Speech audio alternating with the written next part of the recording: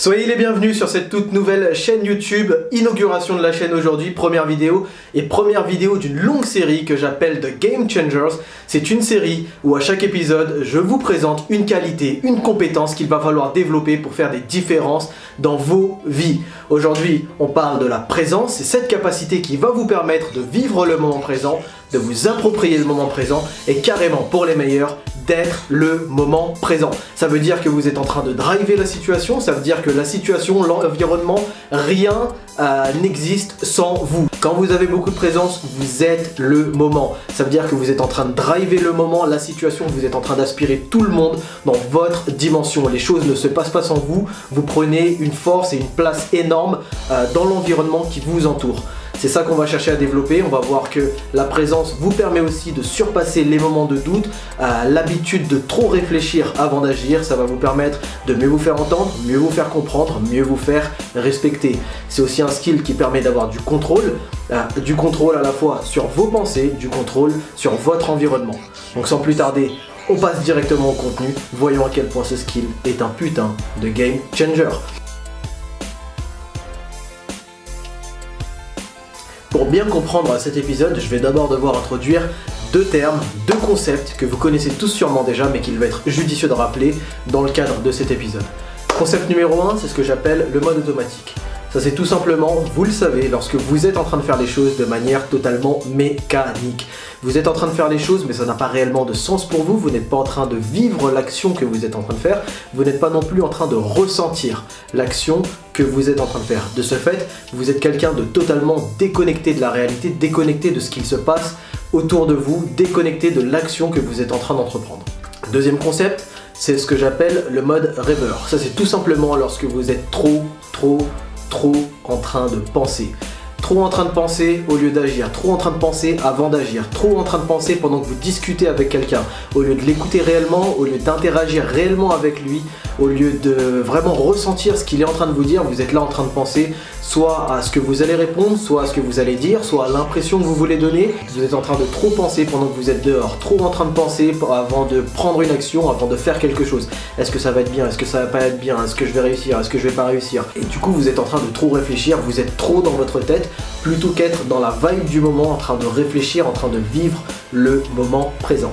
Et le point commun entre le mode automatique et le mode rêveur, c'est que vous êtes quelqu'un de totalement passif. Vous n'avez pas de contrôle sur ce qui se passe autour de vous puisque vous n'êtes pas dans la situation, vous n'êtes pas dans l'environnement, vous êtes totalement déconnecté ou bien vous êtes en train de réfléchir à autre chose, mais donc vous êtes dans votre tête plutôt que dans la vibe présente. Et ça, c'est problématique. Deuxième inconvénient, c'est que vous êtes en train de négliger des opportunités. Une opportunité, c'est jamais la grande occasion qui va changer toute votre vie, d'accord? Une opportunité, c'est de l'ordre du détail. Ça peut être un mot, ça peut être une remarque, une discussion que vous allez initier avec quelqu'un. Ça peut être de prendre la parole, ça peut être de dire ce que vous avez envie de dire ce que vous pensez pendant que d'autres n'osent pas. Ça peut être plein de petits trucs comme ça peut être dans votre attitude, dans votre gestuelle. De 1, vous n'avez absolument pas de contrôle sur la situation. De 2, vous êtes en train de gâcher des opportunités que vous pourriez saisir.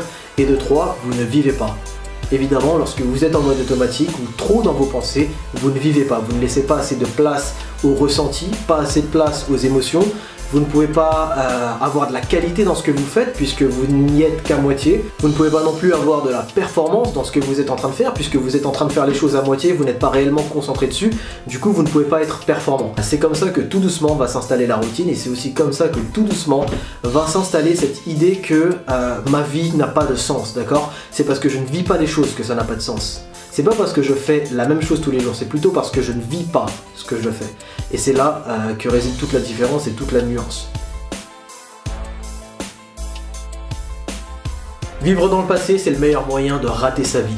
Quelqu'un qui vit trop dans le passé, c'est quelqu'un qui sans arrêt va aller chercher des émotions du passé pour les revivre aujourd'hui. Et devinez quoi? Ça marche!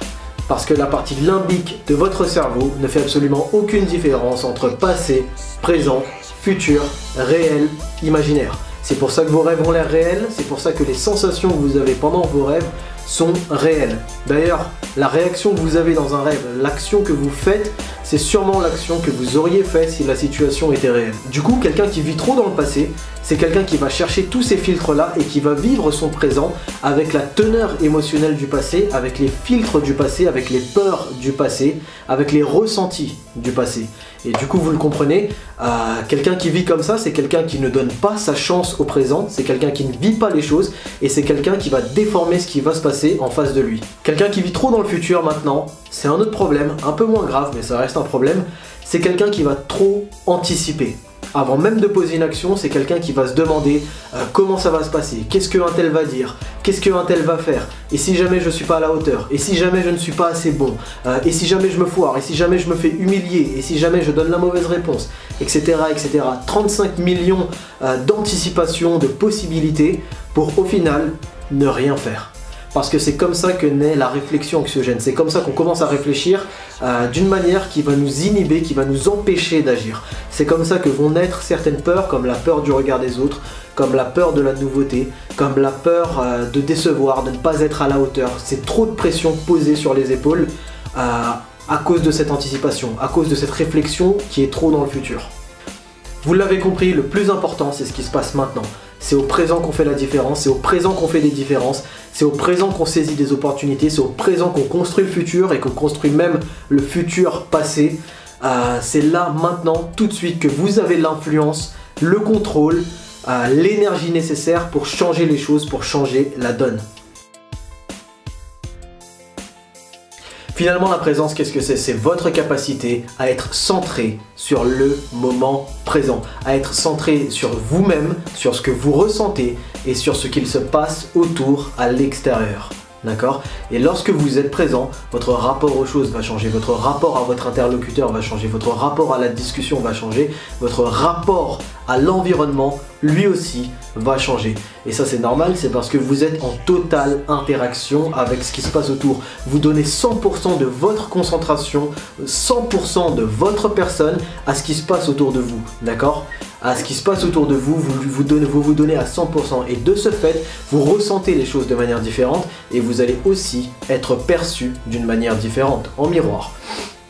Quand vous êtes présent, vous dégagez quelque chose de différent. Vous avez beaucoup plus de force, vous avez beaucoup plus de puissance. Vous êtes en train de dégager une vibe, une énergie qui va être différente de si jamais vous étiez à 50%, à moitié ici, à moitié dans vos pensées, à moitié en train de penser à autre chose, etc.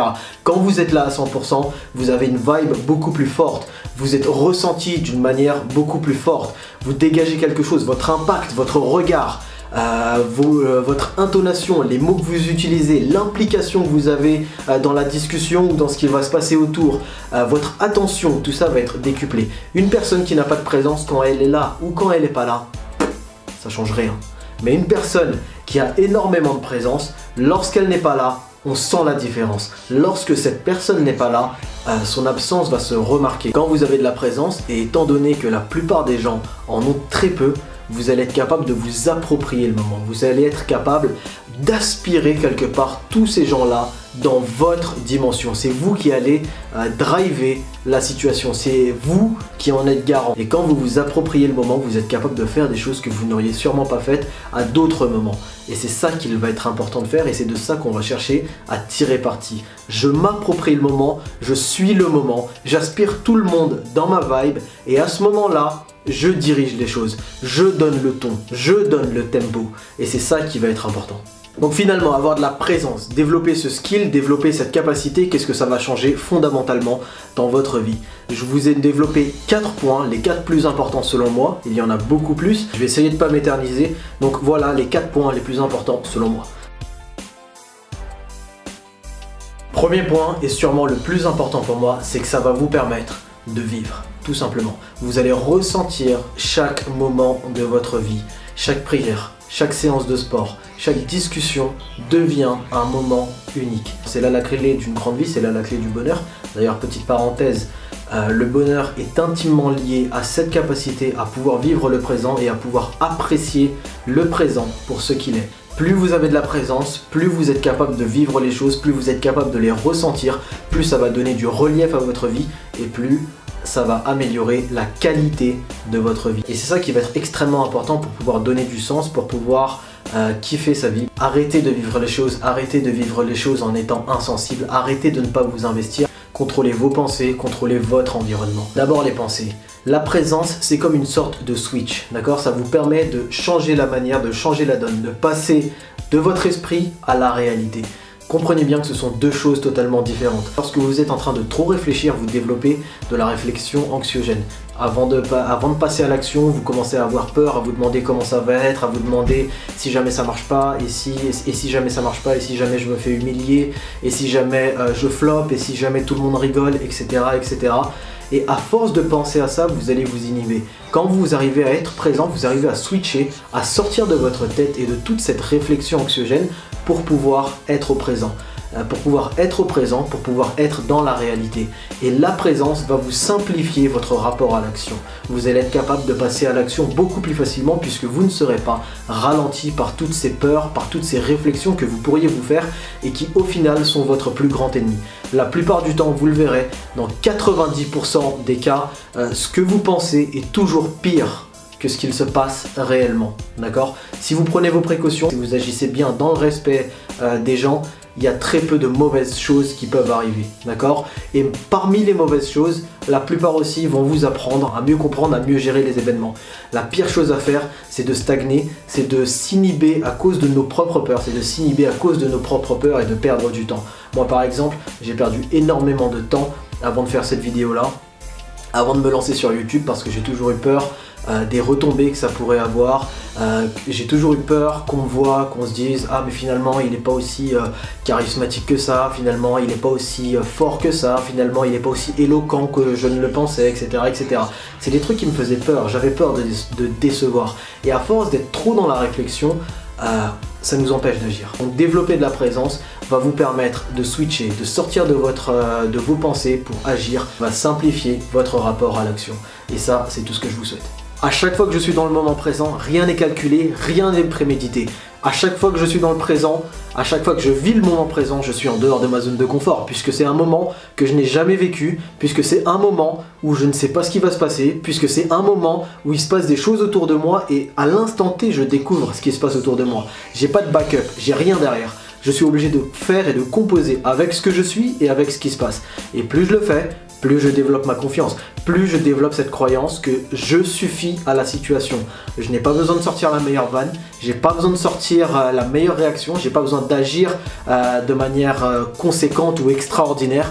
J'ai juste besoin d'être là au bon moment, de dire ce qu'il faut, de faire ce qu'il faut, et au fur et à mesure, je prends de l'expérience, et au fur et à mesure, quand une autre situation du même genre, mais pas exactement la même, se reproduira, je saurai réagir mieux. L'important, c'est d'accumuler l'expérience, c'est de développer cette croyance que je suffis à ce qui se passe. D'accord? C'est comme ça que je développe ma répartie, c'est comme ça que je développe ma répartie aussi, c'est comme ça que j'arrête d'avoir peur de ne pas être préparé, c'est comme ça que j'arrête d'avoir peur de passer à l'action même si j'ai pas forcément toutes les informations nécessaires.